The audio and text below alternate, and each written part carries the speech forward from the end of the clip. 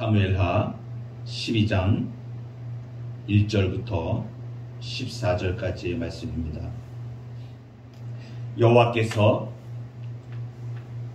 다윗이 범죄하는 것을 다 보셨습니다.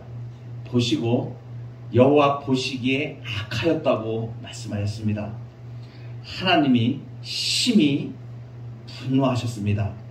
죄를 범할 때 하나님은 진노하십니다. 특별히 하나님의 백성이 하나님의 말씀과 은혜대로 하나님을 경외하지 아니하고 하나님을 만홀히 여겨서 하나님의 계명을 어기고 범죄할 때에 하나님께서는 분노하십니다.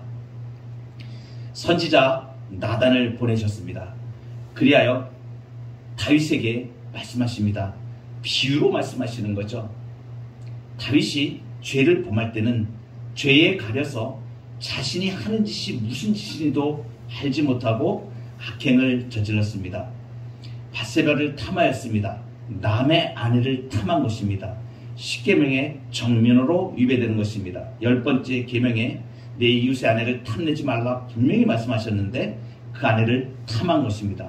그리고 간음하였습니다. 7계명에도 간음하지 말라고 분명하게 하나님께서 말씀하셨습니다. 이렇게 계명을 주셨습니다.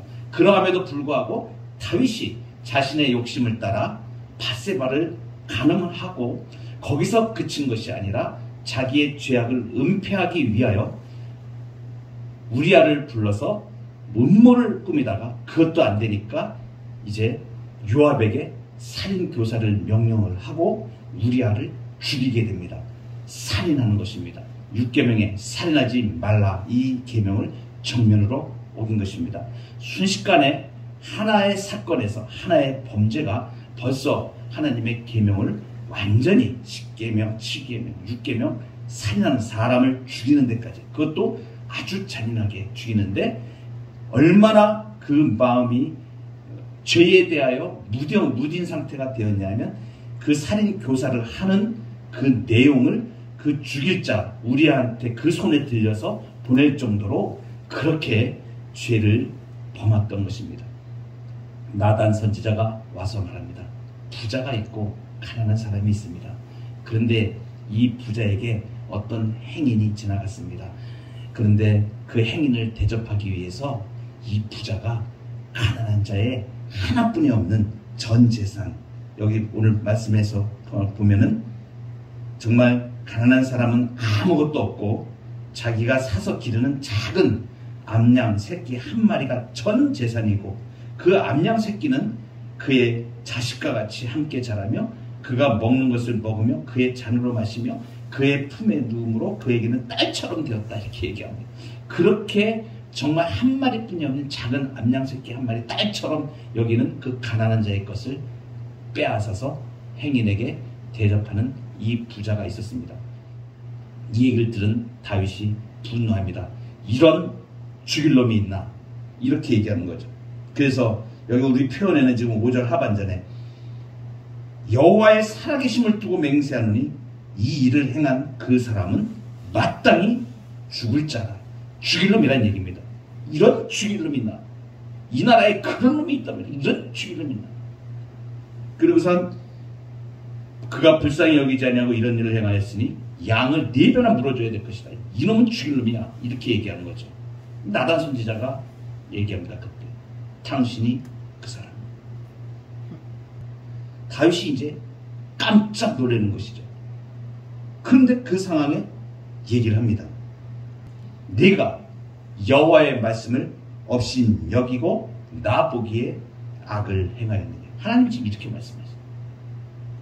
여호와의 말씀을 업신 여겼다. 이거 업신 여겼다는 이 표현은 어떤 표현이냐면 완전히 쓰레기같이 하찮게 취급하는 것을 그런 의미를 말하는 겁니다. 그러니까 하나님의 말씀을 자기 자신을 왕으로 세운 그 하나님, 자기 자신이 지금 신앙하고 그렇게 평생을 왕이 되어지기 때까지 이 순간까지 섬겨왔던 그 하나님의 말씀을 헌신짝처럼 쓰레기처럼 여기고 중대하게 소중하게 중요하게 여기지 않은 이것이 여호와를 업신여긴 것입니다. 그래서 10절에 이어서 네가 나를 업신여기고, 그러니까 다윗의 죄는 여호와 하나님을 업신여긴 것인데 동시에 여호와의 말씀을 업신여긴 것이 여호와를 업신여긴 것이라고 말씀하십니다. 하나님의 말씀을 업신여길 때에 하나님을 업신여기는 자리로 인생은 갈 수밖에 없다는 것을 말해줍니다. 그러니까 주님이 주신 이 율법은 우리의 우리를 죄에서 지키게 하시기 위하여 주신 소중한 말씀이라는 것을 우리가 알 수 있습니다.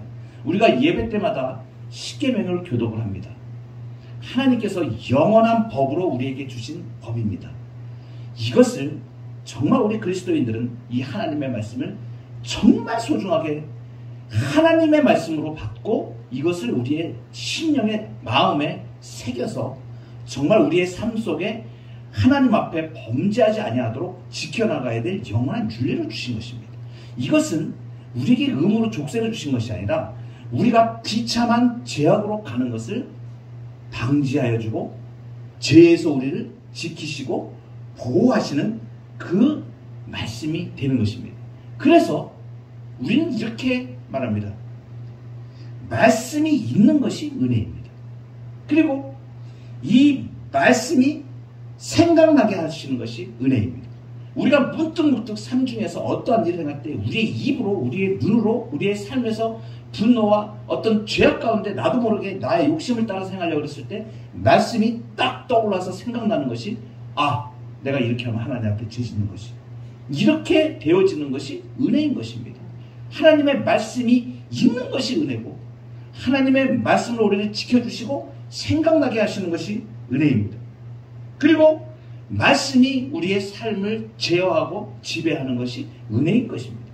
그래서 하나님의 말씀으로 우리가 살아갈 수가 있는 것입니다. 하나님의 말씀은 우리를 살리는 말씀입니다. 생명을 주시는 것이고 죄와 사망으로부터 우리를 성결하게 하나님 앞에 거룩한 자로 서가게 하시는 가장 중대한 하나님의 보호장치인 것입니다. 나단 선지자가 이야기합니다. 여호와의 말씀과 여호와를 업신여긴 그것에 대하여 칼이 내 집에서 영원토록 떠나지 아니하리라. 죄에는 반드시 심판이 따릅니다. 이것을 명심하여야 됩니다. 그리스도인들이 하나님 앞에 범죄하면 반드시 심판이 따른다. 그래서 칼이 내 집에서 떠나지 않겠다.